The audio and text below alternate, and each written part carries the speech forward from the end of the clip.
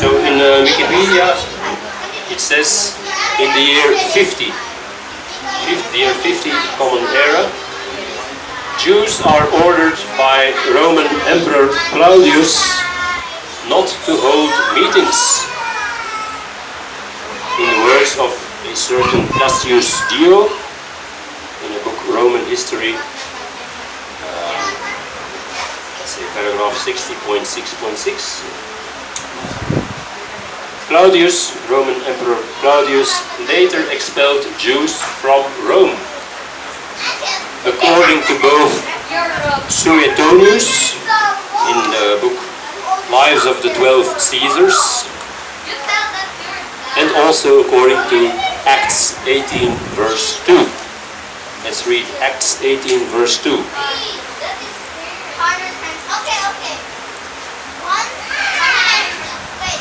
And he found a certain Yehudite named Achaeus, born in Pontus, who had recently come from Italy with his wife Priscilla, because Claudius had commanded all the Yehudim to leave Rome, and he came to them.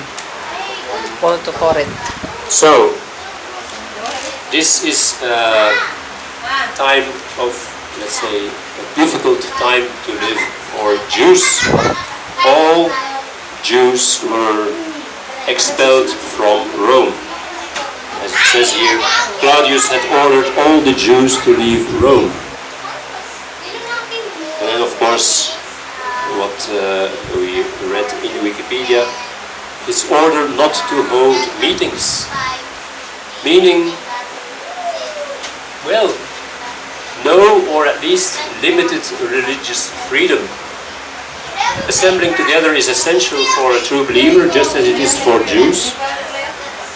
And yeah, in those early decades of the true assembly was simply considered, let's say, a faction within the Jews. A faction that believed in Yahshua the Messiah. So I believe that this is the difficult time or the present necessity that the Apostle Paul is referring to. So it's, let's say, it's related to the conditions existing at that time. This is not necessarily something which is true for all times. We still enjoy religious freedom, right? I saw no one trying to prevent me to have a meeting here. No one, I think, tried to stop us from meeting. So, praise Yahweh, we still enjoy religious freedom. Yeah. So,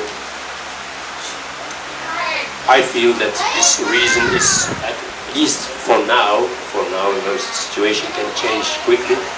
For now, this reason of not to get married is no longer valid for now. We enjoy religious freedom. Let's continue reading in verse 27 and 28. 1 Corinthians 7, 27 and 28.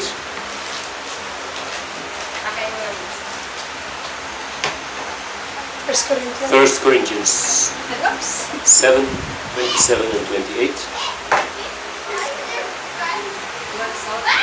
Nawala.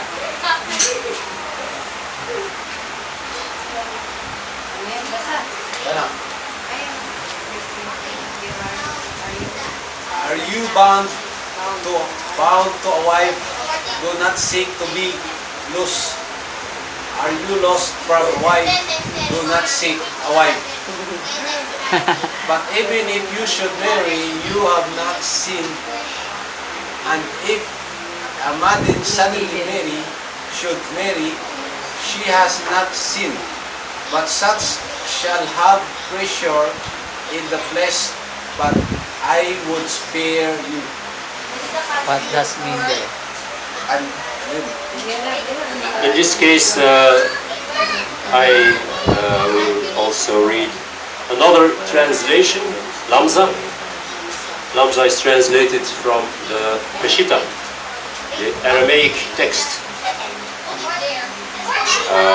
which is probably more reliable in a number of cases than the Greek text from which our Bibles are usually translated. Lamza says in 1 Corinthians 7:27 and 28, I will read it. If you are married, do not seek divorce. If you are divorced from a wife, do not seek a wife. But if you marry, you do not sin, and if a virgin marry, she does not sin. Nevertheless, such shall have trouble in the flesh, but I spare you.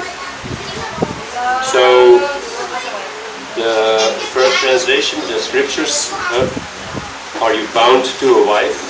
Meaning, are you married? It's the same thing. Do not seek to be loosed. Being loosed from the bound to a wife, well, that means, of course, divorce. So I'm just pointing out, even though the wording is easier to understand, it comes down to exactly the same.